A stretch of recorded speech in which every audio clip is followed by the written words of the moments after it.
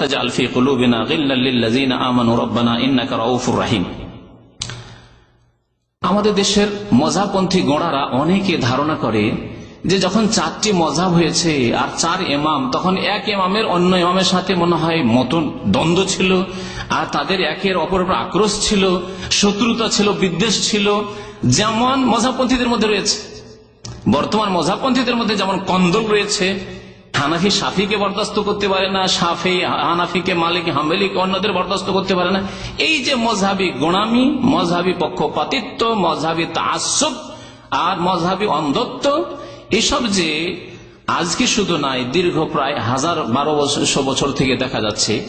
আল্লামা শাহ ওয়ালিউল্লাহ মুহাদ্দিস দেহলভী রহমতুল্লাহ আলাইহির ভাষায় 400 বছর পর্যন্ত ছিল না। 400 বছর পর্যন্ত নবী সাল্লাল্লাহু আলাইহি সাল্লামের জামানা থেকে শুরু করে মযহাবী গোঁড়ামি, মযহাবী অন্ধত্ব, মযহাবী পক্ষপাতিত্ব, মযহাবী কলহ বিবাদ এসব ছিল না। তার প্রসিদ্ধ কিতাব রয়েছে, যে কিতাবের নাম হচ্ছে হুজ্জাতুল্লাহিল বালিগা। ভারত, বাংলাদেশ, পাকিস্তানের দাওরায়ে হাদিসে, কওমি মাদ্রাসার দাওরায়ে হাদিসে পড়া হয়। আলিয়া মাদ্রাসা সম্ভবত টাইটেলে কামেলে পড়া হয় কিতাবটি। তো ওই কিতাবে তিনি লিখেছেন, শাহ ওয়ালিউল্লাহ মুহাদ্দিস দেহলভী রহমতুল্লাহ আলাইহি বলছেন, এলাম, জেনে রাখুন আপনারা, আন্নান নাসা কানু ক্বাবলাল মিআতির রাবিআতি গায়রু মুজতামিঈনা আলা তাকলিদিল খালিস লিমাযহাবিন ওয়াহিদিন বিআইনিহি। মুসলিমরা সারা বিশ্বের, আন্নান নাস কানু ক্বাবলাল মিআতির রাবিআ, 4th শতাব্দী পর্যন্ত, মানে 400 বছর পর্যন্ত, তারা গায়রু মুজতামিঈনা আলা তাকলিদিল খালিস লিমাযহাবিন ওয়াহিদিন, কোন এক মাযহাবের উপর অন্ধ অনুসরণ করা, কোন এক মাযহাবকে মানতে হবে বাধ্য, এর জন্য হয় হানাফি লেভেল লাগাতে হবে, না হলে শাফি হইতে হবে, না হলে মালিকি হইতে হবে, না হলে হাম্বলি হইতে হবে। 130 ফরজ, আর 4 মাযহাব 4 ফরজ। হ্যাঁ, আর 4-এর আবার একটি, মানে 4 মাযহাব 4 ফরজ, তো 4টে মানেন, আর 4-এর একটি কেন? হ্যাঁ, রবো কেন? রবো খেয়ে কি পেট ভরবে? আপনার কাছে যদি একটা মানুষের খাবার আসে, আর যদি আপনাকে 4 ভাগ করে 1 ভাগ খেতে দেওয়া হয়, তো পেট ভরবে কি? কখনো পেট ভরবে না। তো যদি 4 মাযহাব 4ই ফরজ হয়, তো 4টে ফরজ আদায় করা উচিত। আপনি একটা ফরজ আদায় করলেন, 3টেই তো তরক করে দিলেন, তো ইমান থাকলো? ইমান 1/4 থাকলো, 4 আনা ইমান থাকলো। তাহলে ফুল ইমান কার হবে? যেই ব্যক্তি 4টি মাযহাবের যে মাসলা মাসাইল রয়েছে সেগুলিকে শ্রদ্ধার নজরে দেখে, এবং সেগুলি যেগুলি সহিহ কথা রয়েছে, কোরআন এবং হাদিসের অনুকূলে রয়েছে, সেগুলিকে মানে, আর যেগুলি সামান্য ভুল ভ্রান্তি প্রত্যেকটি মাযহাবে রয়েছে সেগুলিকে আউট করে দেয়, তারাই ফুল ঈমানওয়ালা মানুষ, তারাই খাঁটি ঈমানওয়ালা মানুষ, তারাই পুরা ইসলামকে মানে। কারণ 4টি যদি ঠিক হয়, তাহলে 4টি থেকে নিতে হবে। 1টি নেবেন, 3টেকে বাদ দিয়ে দিবেন, তা তো চলবে না।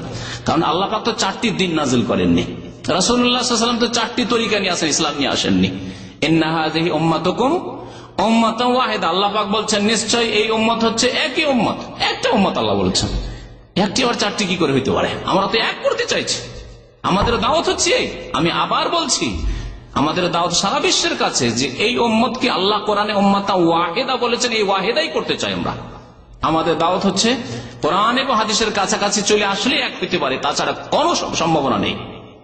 কোন ব্যক্তিত্বের ভিত্তিতে যদি বলেন যে অমুক ব্যক্তি খুব বড় ব্যক্তিত্ব, সুতরাং অমুকের তরিকায় চলে আসে, সারা বিশ্ব কোনদিন আসবে না। ইমাম আবু হানিফা, শাফি, মালিক, আহমদ তো বাদ দেন। যদি বলেন ইমাম বুখারী রাহমাতুল্লাহ আলাইহি, আমিরুল মুমিনিন ফিল হাদিস, হাদিসের সেরেমনি, তার তরিকার উপরে চলে আসেন, তবু সারা বিশ্বের মানুষ একমত হতে পারবে না। কিন্তু যদি বলা হয় মুহাম্মদুর রাসূলুল্লাহ সাল্লাল্লাহু আলাইহি ওয়াসাল্লাম সাইয়্যিদুল মুরসালিন, খাতামুন নবীন, তার আদর্শের উপরে চলে আসেন, তাহলে অবশ্যই সম্ভাবনা রয়েছে। আর এই হচ্ছে আসল দিন। কি বলছেন শাহ ওয়ালিউল্লাহ মুহাদ্দিস দেহলভী? আবার ফিরে আসি সেই দিকে। 400 বছর পর্যন্ত কোন মানুষ মুসলিম সমাজের কোন একটি মাযহাবের অন্ধ তাকলিদ, খালিস তাকলিদ করতে হবে, হানফি হইতেই হবে, নয় শাফি হইতেই হবে, নয় মালিকি হইতে হবে, নয় হাম্বলি হইতে হবে, এই কথা ছিল না। তাহলে 1400 বছর চলে গেছে নবী করিম সাল্লাল্লাহু আলাইহি সাল্লামের জামানার উপর। 400 বছর বাদ দিয়ে দিলে আর থাকে কত বছর? 1000 বছর। তাহলে মযহাবী গোঁড়ামি শুরু হয়েছে, কন্দল কলহ বিবাদ শুরু হয়েছে, যার ফলে মুসলিম জাতি দুর্বল হয়ে গেছে, আপোষে মারামারি করেছে। বাগদাদে হালাকু খা এসেছে, শত্রুরা ডেকে নিয়ে এসছে, এক মাযহাবের লোকরা অন্যদের বিরুদ্ধে ডেকে নিয়েছে, আসো তোমরা মারো এদেরকে, আমরা আছি, আমরা কিছুই বলবো না। মুসলিম জাতিকে দুর্বল করার ইসলামের শত্রুরা সুযোগ পেয়েছে এই কলহ বিবাহদের কারণে। ওয়ালা তানাজাউ ফাতাফশালু ওয়া তাযহাবা রিহুকুম, আপসে তোমরা ঝগড়া করিও না, ইখতিলাফ করিও না, মতানৈক্য করিও না, না হলে তোমাদের যে জাঁকজমক আছে, তোমাদের যে ক্ষমতা আছে তা দুর্বল হয়ে পড়বে, তোমাদের যে দবদবা আছে সেটি নষ্ট হয়ে যাবে। ইমাম শাফি রহমতুল্লাহ আলাই ইমাম আবু হানিফা রহমতুল্লাহ আলাই সম্পর্কে কি মন্তব্য করছেন শোনেন। তাহলে একজন ইমামের আরেকজন ইমামের সাথে কেমন সদাচরণ ছিল, কেমন তাদের সুসম্পর্ক ছিল, যেই সম্পর্ককে আমরা বিচ্ছিন্ন করে দিয়ে মনে করেছি যে প্রত্যেকে এক অপরের মনে হচ্ছে বিরোধী, এইরকম করে ফেলেছি আমরা। মজহাবলিকে এমন করে তৈরি করে নিয়েছি এবং মজহাবের এমন গোড়ামি আমরা করেছি যে কখন আমরা সাধারণ মানুষ কল্পনা করতে পারি, এমনকি যারা মজহাবি গোড়ামি করে যেসব আলেম সমাজ, তারাও এই কল্পনাতে নেই, কল্পনা তাদের ব্রেনে নেই যে ইমাম শাফি, মালিক, আহমদ আর ইমাম মালিক, তাদের এই চার ইমামের মধ্যে তাদের এত ঘনিষ্ঠ ভ্রাতৃত্ব ছিল এবং তারা এক অপরকে এত শ্রদ্ধা করতেন, এক অপর থেকে উপকৃত হতেন, এক অপরের সাথে বুঝাবুঝির চেষ্টা করতেন অনেক সময় যে কার কাছে হক রয়েছে, কার ফতুয়াটি হক, তা চেষ্টা করেছেন। তো কি বলছেন ইমাম শাফি? বলছেন যে আন্নাসু আয়ালুন আলা আবি হানিফা ফিল ফিকহি, ফিকহের ক্ষেত্রে, দ্বীনের জ্ঞানের ক্ষেত্রে সমস্ত মানুষ ইমাম আবু হানিফা রহমতুল্লাহ আলাইহির মুখাফিক। মাসলা মাসাইলের ক্ষেত্রে সমস্ত মানুষ ইমাম আবু হানিফা রহমতুল্লাহ আলাইহির মুখাফিকি। তাহলে যদি কারো সাথে কোন রকমের হিংসা বিদ্বেষ থাকে বা শত্রুতা থাকে, বা সে কেন বড় হয়, আমার চাইতে কি বড় সে, যেমন আমাদের সমাজে এক শ্রেণী আলেমদের এই অবস্থা রয়েছে, তাহলে এই কথা কি কোনোদিন জবান থেকে বের হইত? আজকালকার জামানার আলেম সমাজ একই যুগের সমসাময়িক যদি আলেম হয় তাহলে একজন অপরের প্রশংসা করতে চাইবে না, যদিও কোরআন সুন্নাহর অনুসারী দুইজনে, খুব কম পাবেন এইরকম। আমাদের ইমানের এত দুর্বলতা হয়েছে। ইমাম শাফি রহমতুল্লাহ আলাই এই প্রশংসা করেছেন। আব্দুল্লাহ ইবনে মুবারক রহমতুল্লাহ আলাই তিনি কি বলছেন ইমাম আবু হানিফা রহমতুল্লাহ আলাই সম্পর্কে? বলছেন মা রাআইতু আহাদান আওরা মিন আবি হানিফাতা, ইমাম আবু হানিফা রহমতুল্লাহ আলাই থেকে পরেজগার ব্যক্তি আমি আব্দুল্লাহ বিন মুবারক আর কোন ব্যক্তিকে দেখিনি। এত পরেজগার তিনি ছিলেন। মুত্তাকি মানে পরেজগার হয়, আর ওয়ারা মানে পরেজগারির ঊর্ধ্বে। পরেজগার ওই ব্যক্তি যে ব্যক্তি হারাম নাজাইজ থেকে বেঁচে থাকে, একটি পয়সা নাজাইজ খায় না, আর যে ব্যক্তি সন্দেহের ঊর্ধ্বে থাকে, আমার জন্য জায়েজ কিন্তু সন্দেহ মনে হচ্ছে, সেটাও করবো না আমি, সেটাও খাবো না, সেটাও নেব না আমি, একে বলা হয় ওয়ারে, ওকে বলা হয় এই বিষয়টিকে বলা হয় ওয়ারা। তাকওয়ার উপরে হচ্ছে সিফাত, এই গুণ হচ্ছে ওয়ারা। ইমাম আবু হানিফা রাহমাতুল্লাহ আলাইহি থেকে বেশি পরহেজগার আর আমি কোন মানুষকে দেখিনি। ওয়াকাদ জুররিবা বিসসিয়াতি ওয়াল আমওয়াল, তাকে ধন সম্পদ দিয়ে প্রলোভন দিয়ে চেষ্টা করেছে শাসকরা, তবুও পারেনি। ধন সম্পদ দিয়ে টানার চেষ্টা করেছে যে সরকারি কাজে আসার সহযোগিতা করেন, জাননি তিনি সরকারের ঘরে, এবং কোড়া দিয়ে চেষ্টা করা হয়েছে, দোররা মেরে কষাঘাত করে চেষ্টা করা হয়েছে যে বাধ্য করা হবে, প্রলোভন দেওয়া হয়েছে। যখন টাকা পয়সা দিয়ে ধন দৌলত দিয়ে ডুবিয়ে দিয়ে কাজ হয়নি, তখন ভয় দেখে ভীতি প্রদর্শন করে চেষ্টা করা হয়েছে, তবুও তাকে তারা নিজের মতের দিকে নিয়ে যেতে পারেনি শাসকরা।